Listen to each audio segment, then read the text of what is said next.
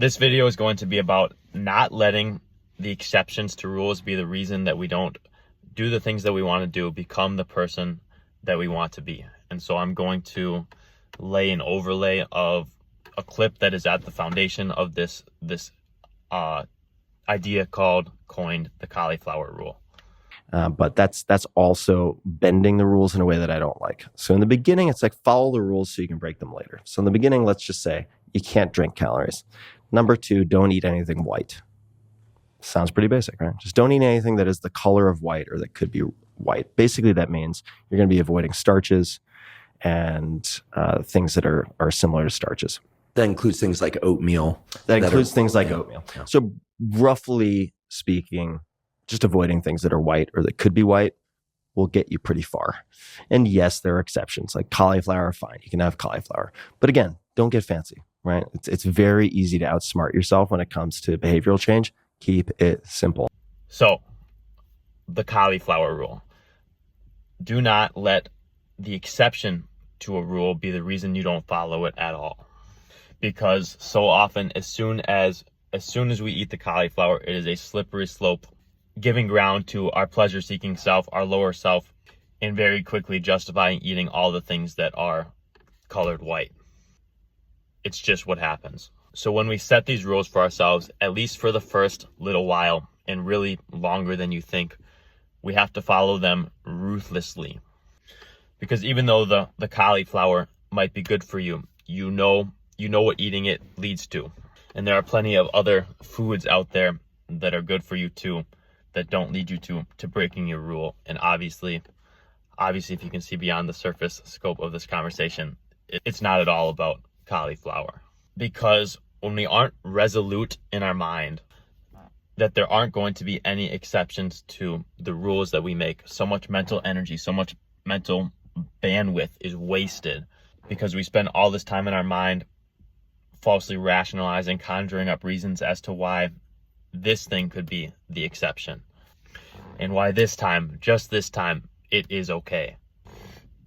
However, if we can just take the rules that we set for ourselves as they are at surface value, and we quit the inner BS that we like to play around with in our minds, and just tell ourselves that this is what I'm going to do come hell or high water. I'm going to stick to this rule I set for myself.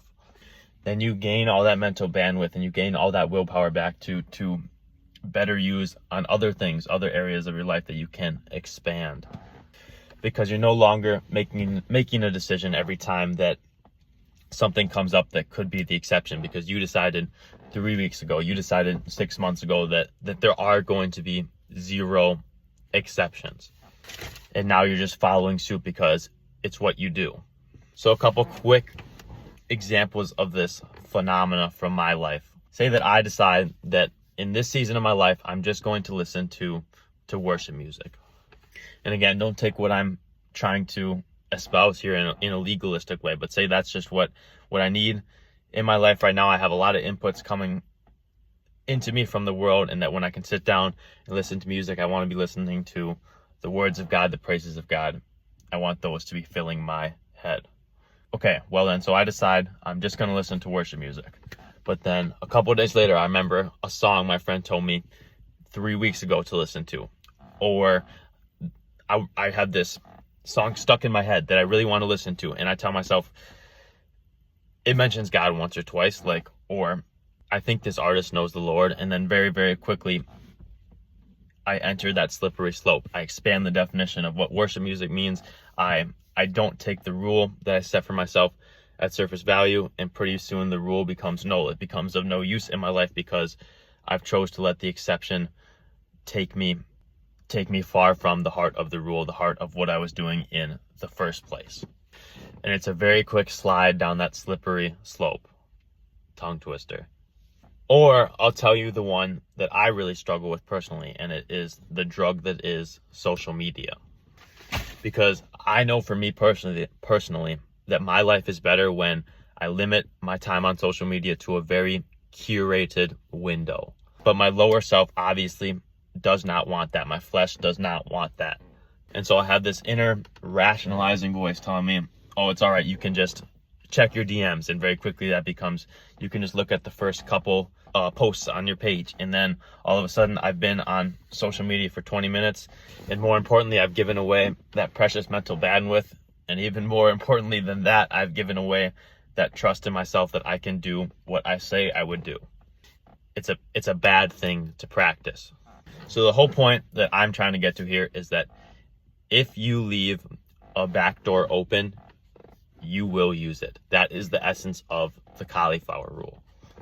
It's simple as that. Be ruthless with the rules, the guardrails that you set in place in your life and that keep you on the narrow road. Human beings, we are beasts of burden. We need to be held in check because an individual, a society of individuals composed of people being pulled to and fro by every whim of their lower self's desires, that's a scary thing. So be ruthless with adherence to the rules that you set for yourselves. Don't let the exceptions be the reason you don't follow them at all. That is on the cauliflower rule. Have a good week.